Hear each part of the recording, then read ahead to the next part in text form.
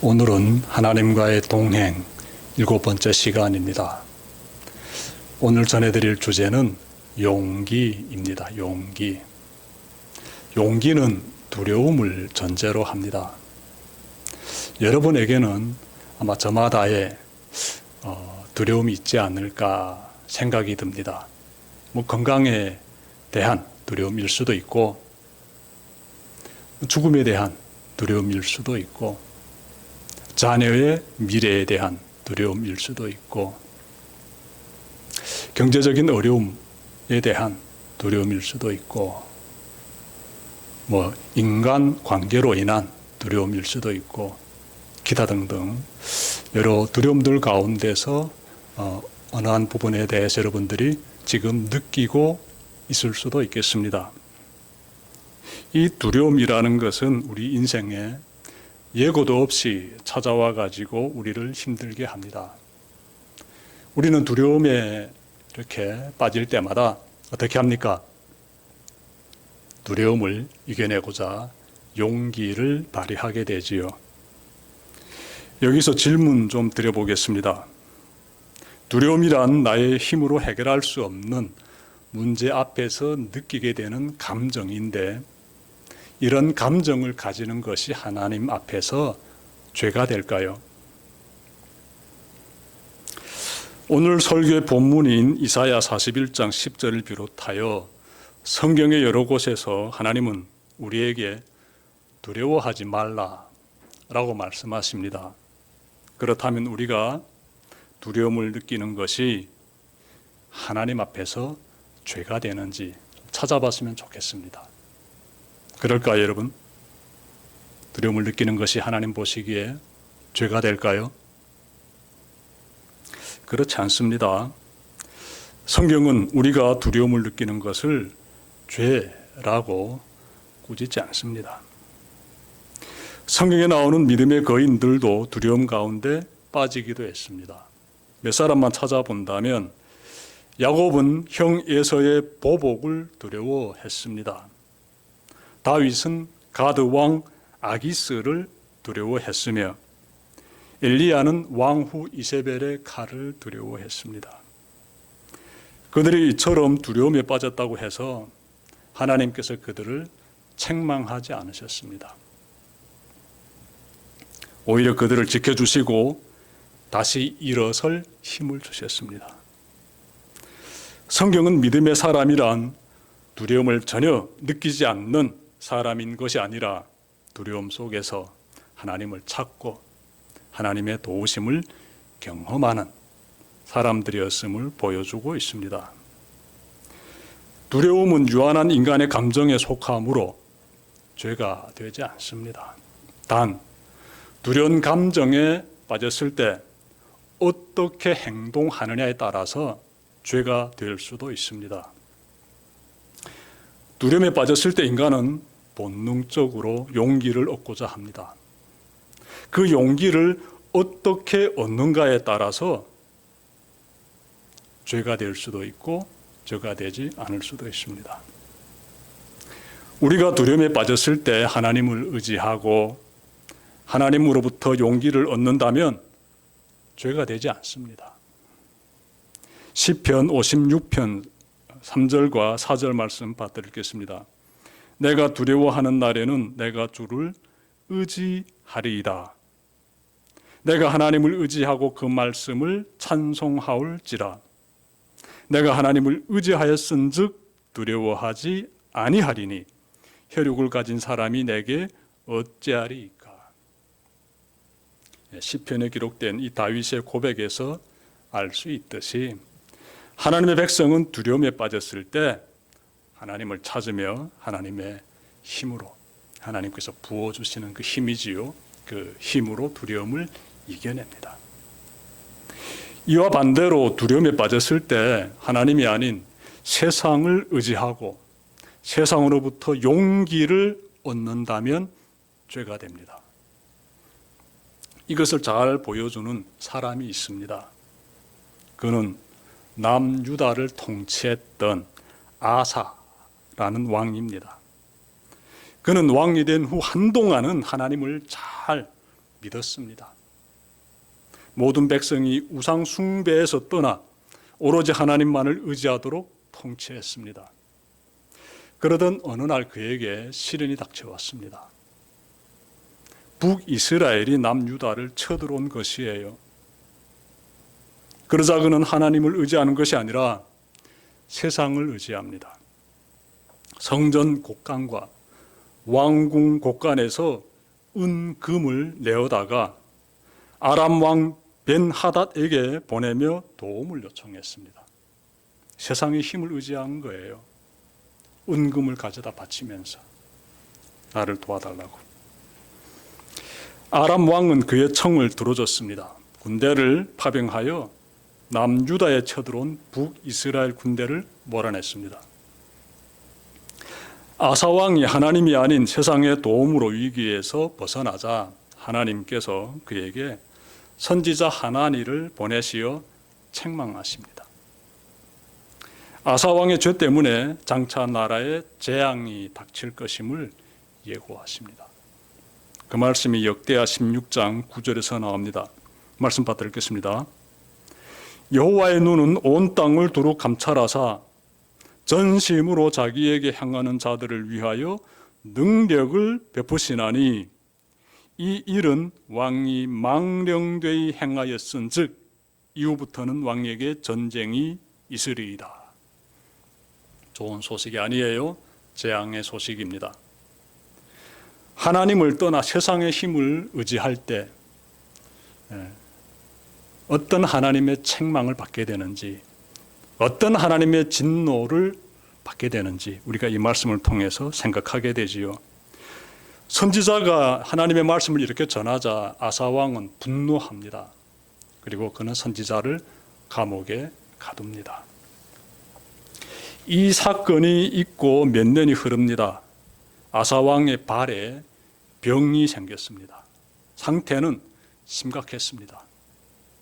그는 이때에도 하나님의 도움을 구하기보다는 세상의 힘을 찾았습니다. 그는 의사들을 찾았어요. 그때에도 의사들이 있었습니다. 그래서 의사들을 찾아서 자신의 병을 치료해 달라고 했지요. 여러분, 성경은 의사를 찾는 것 자체를 죄라고 말씀하지는 않습니다. 문제는 하나님을 찾지 않고 사람만 의지할 때, 그때 그것을 죄라고 지적합니다.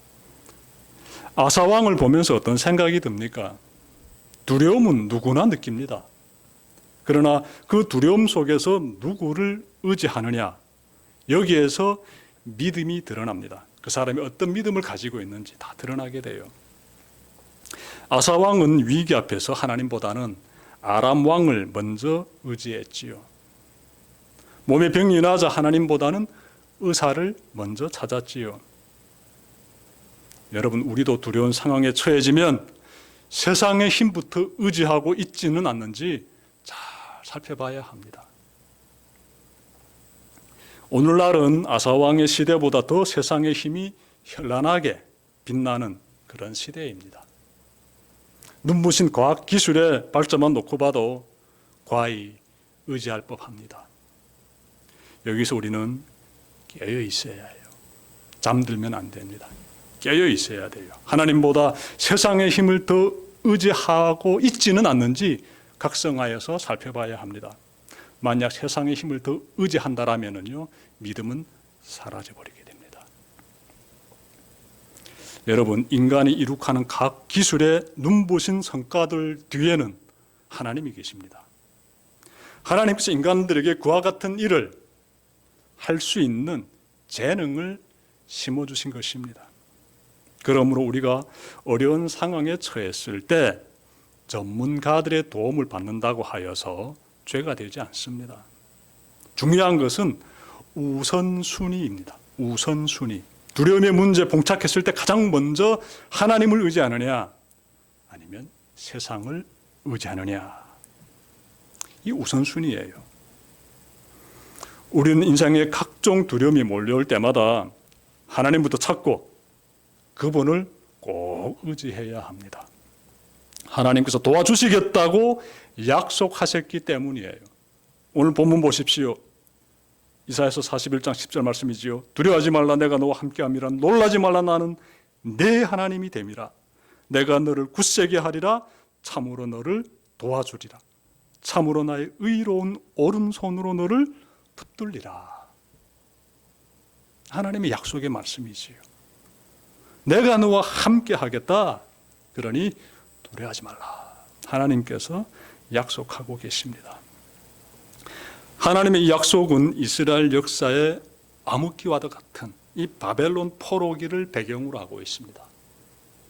바벨론 군대가 남유다를 침공해가지고 성전을 다 무너뜨리고 폐허가 되게 만들고 왕은 포로로 끌고 갔을 때 백성들은 절망 가운데, 두려움 가운데 빠지게 되지요. 그들을 향해서 하나님께서 이렇게 말씀하시는 거예요. 두려워하지 말라. 내가 너와 함께하겠다. 이 약속의 말씀을 주십니다. 그러니 두려움의 포로가 되지 말고 용기를 내라는 것이지요. 용기는 두려움을 이겨내게 합니다. 물리치게 해요.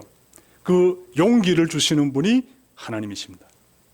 하나님은 두려움에 빠져 있는 그러한 사람들과 함께 하시면서 용기를 부어주시는 것이지요. 여러분, 하나님이 나와 함께 하심을 깨달은 사람은 하나님이 주시는 그 용기를 가지고 절망과 같은 그 어려운 상황을 헤쳐나가게 됩니다. 하나님이 주신 용기가 그만큼 강하다는 것이에요. 그들은 고백합니다. 하나님은 나의 하나님이라고 고백하게 돼요.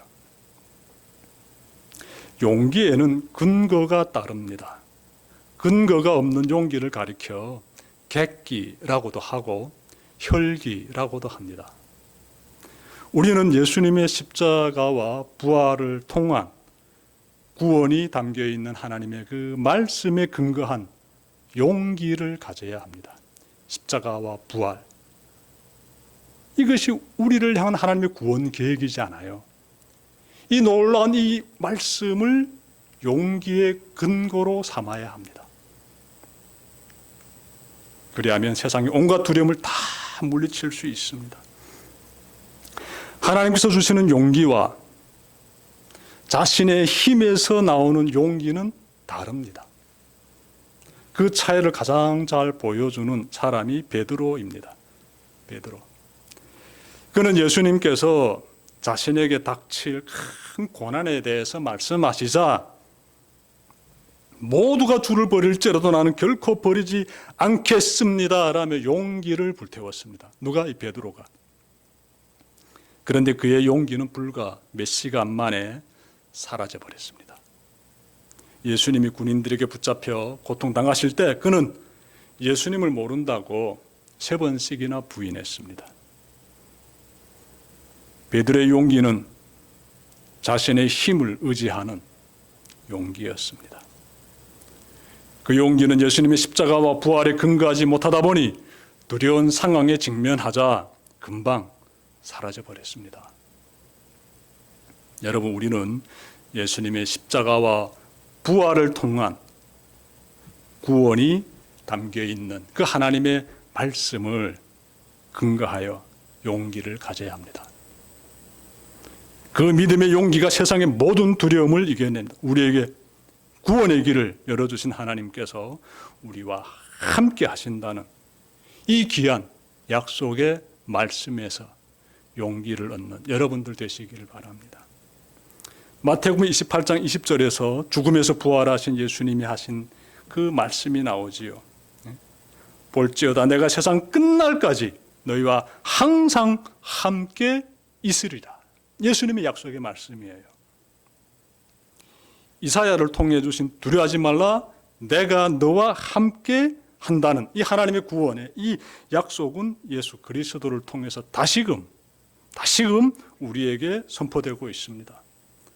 그러므로 우리는 혼자가 아니에요. 하나님께서 우리와 함께 하시기에 우리는 용기를 내어 세상의 모든 두려움을 극복할 수 있습니다. 물리칠 수가 있어요.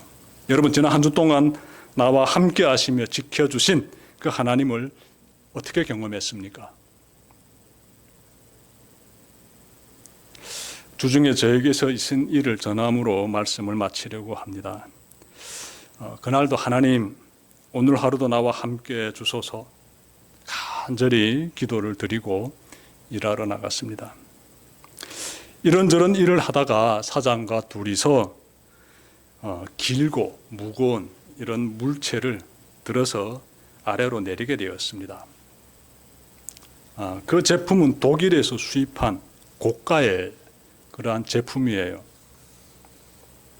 무거운 물체를 들어서 내리려면 바닥이 평평해야 하는데 우리는 작은 사다리에 한쪽 발을 대고 그리고 다른 쪽 발은 1m 높이의 가로 나온 작은 쇠파이프에 대야만 했습니다. 둘이서 들어서 내리려고 할 때 그때였어요.